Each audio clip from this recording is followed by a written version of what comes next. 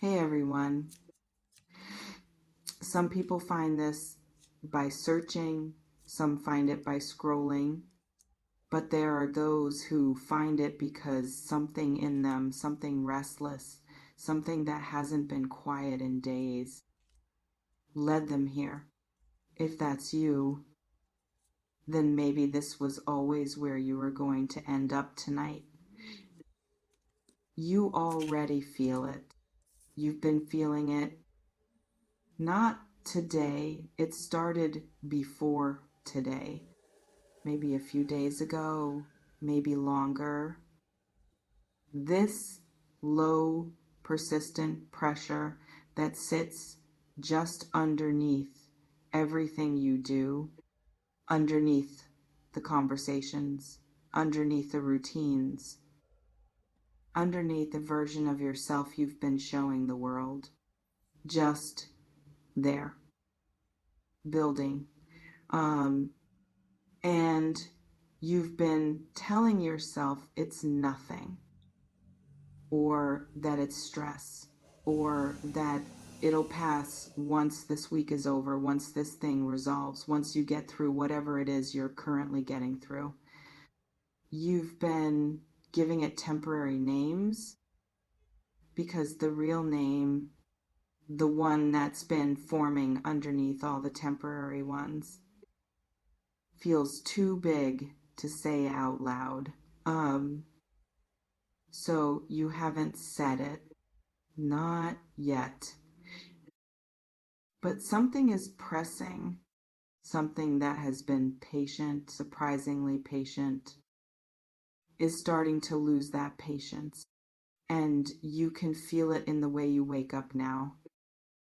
Not gradually, not gently, but suddenly, like something pulled you out of sleep because it needed you conscious, because it needed you to stop avoiding it, even in your own rest. There's a specific kind of pressure that comes not from things falling apart, but from things being held together too tightly for too long. And that's different. That's important to understand, because when things fall apart, you can see the damage. You can point to it. You can explain it to someone.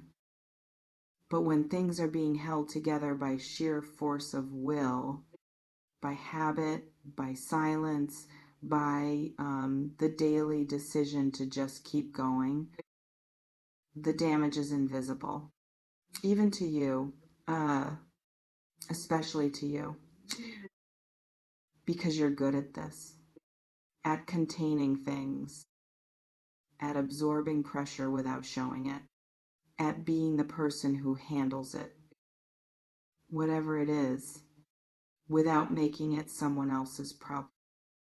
That's not nothing. That took years to build. That capacity, that steadiness, that ability to stay functional when everything underneath is anything but. But here's the thing about containers. Every container has a limit. Not because it's weak, not because it was made wrong, but because that's the nature of containers. They hold and they hold and they hold until the moment they can't anymore. And that moment, when it comes, doesn't ask for permission. It doesn't wait for a convenient time.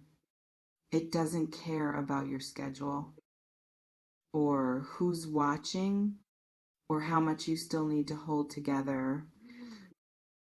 And something in you knows is less than #0. 5 hash is greater than that. You're getting close to that moment, doesn't it? That's not a comfortable thing to sit with. The idea that the version of yourself you've been maintaining carefully, deliberately, at some cost, might be approaching something it can't sustain.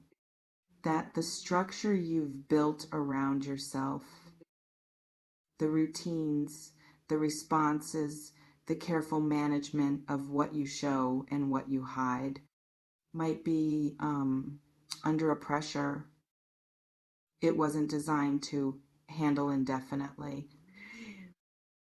And there's a part of you, a quiet part, one that doesn't speak in words, that isn't entirely afraid of that, which is strange, which is maybe the strangest thing about where you are right now. Because alongside the tension, alongside the pressure and the low hum of something building, there's also something that almost feels like relief at the edges. Not yet, not fully, but the possibility of it, the faint outline of what it might feel like to stop holding so much together. You've been carrying something for a long time now, and the weight of it has become so familiar that you've stopped noticing it as weight. It just feels like like your normal, like the baseline from which everything else is measured. But it isn't your baseline, it's accumulated layer by layer, decision by decision, silence by silence. And somewhere in there, underneath all of it, there's a version of you that remembers what it felt like before the weight, before you learned to carry it, before the holding became automatic. That version is still there, quieter now, but still there. And lately, maybe you've felt it pressing upward from underneath everything you've stacked on top of it. There's something specific happening right now, not in the world, not in your circumstances, but in you, a particular kind of internal pressure that builds when the gap between who you are and how you've been living becomes too wide to ignore. When the distance between your real self and the self you perform daily starts generating its own friction, its own heat, its own pressure. And that gap, you know exactly what I mean by that gap. It's been widening slowly, almost imperceptibly, but widening. And every time you chose the easier response over the honest one, every time you stayed in something past the point where you knew you should, every time you told yourself just a little longer, the gap grew. And the pressure with it. Now here's where it turns, because this is the part that's harder to sit with. The explosion, if there is one, might not look like what you're imagining. It might not be loud. It might not be dramatic. It might not involve anyone else at all. It might just be a moment.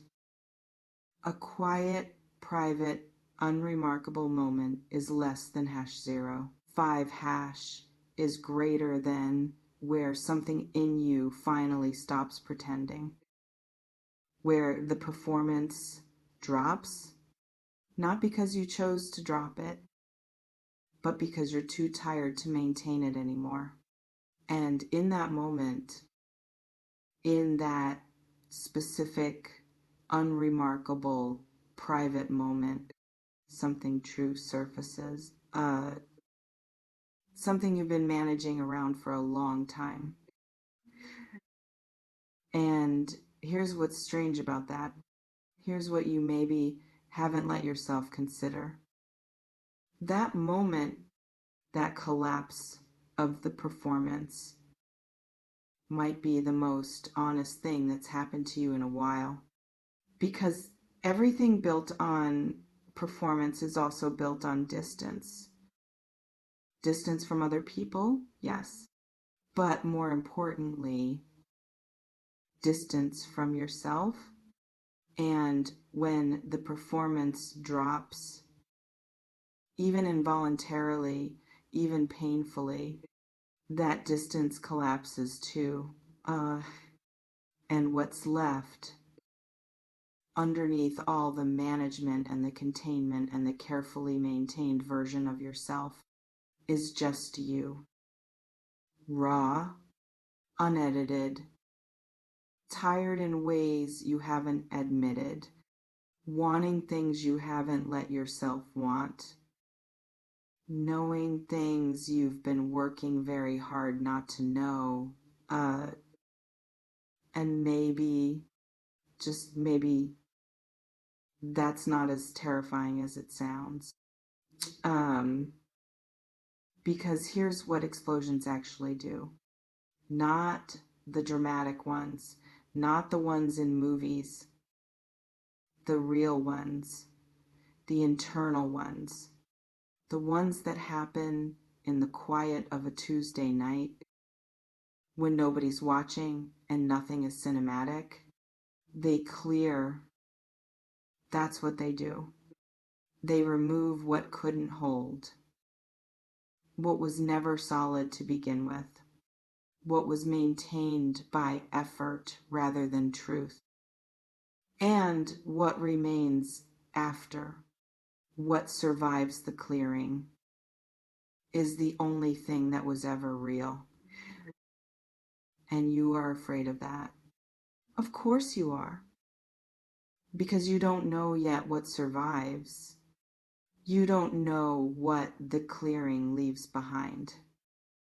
And that uncertainty, that specific not knowing, is maybe the most uncomfortable part of where you are right now.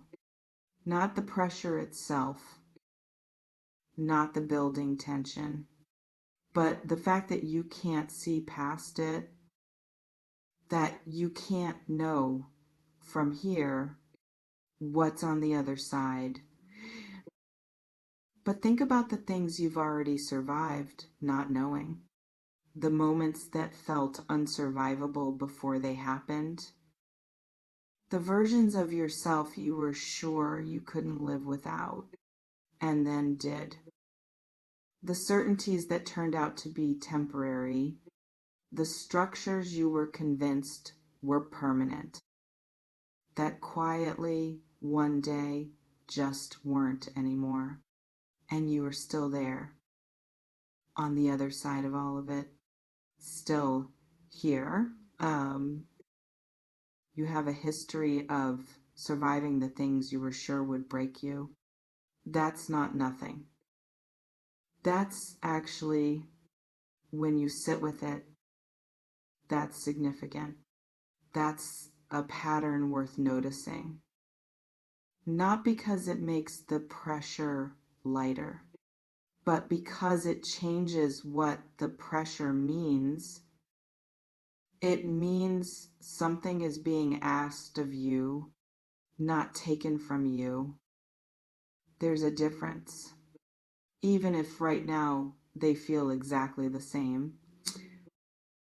And the thing that's been building this thing with no clean name, no clear origin, it's been asking something of you. Quietly at first, then less quietly, and now in the particular quality of this week, this night, this moment, it's asking loudly enough that you can't quite keep pretending you don't hear it. You heard it. That's why you're here.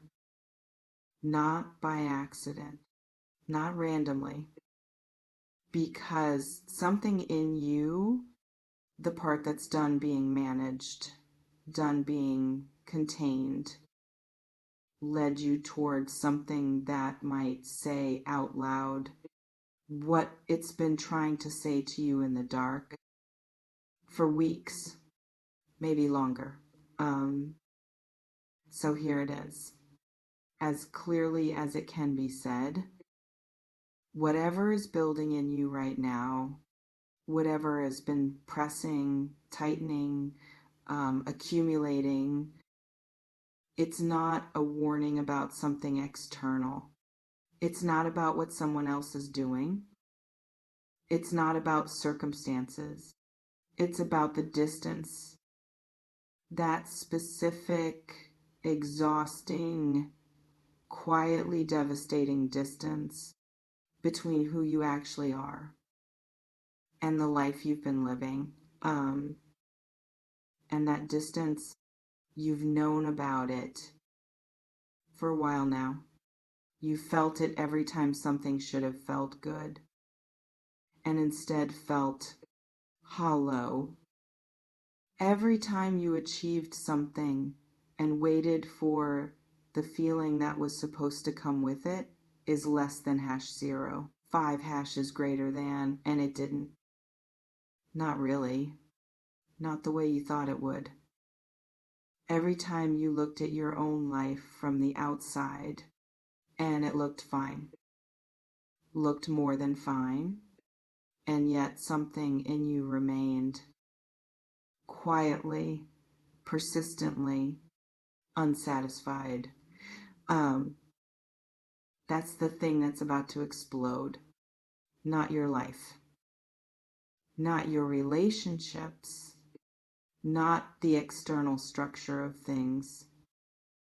The silence around that feeling, the careful, practiced silence you've maintained around the thing that doesn't fit, the thing that keeps not fitting, no matter how many times you rearrange everything around it, and the explosion, when it comes, might just sound like a thought, a single, quiet, undeniable thought that rises up one ordinary morning and refuses to be managed back down.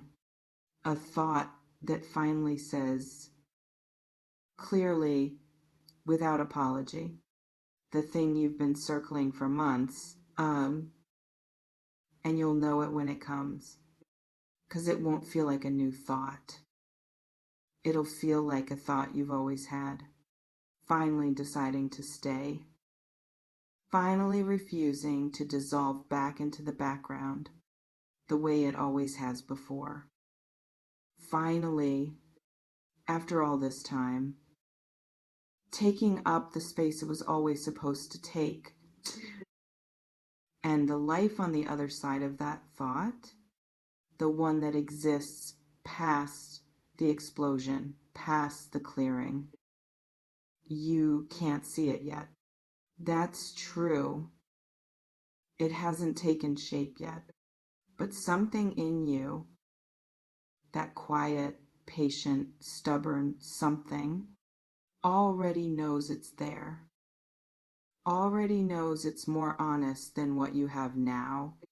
Already knows, even if you can't say it out loud yet, that whatever breaks open was never meant to hold forever. And you, this version of you, right now, in this moment, you're standing right at the edge of it. Not falling, not pushed, just standing there, feeling the ground change under your feet, feeling something shift in the quality of the air, feeling for the first time in a long time like something real is finally about to happen. Not to you, in you, and maybe that's the only place it was ever going to come from. All along,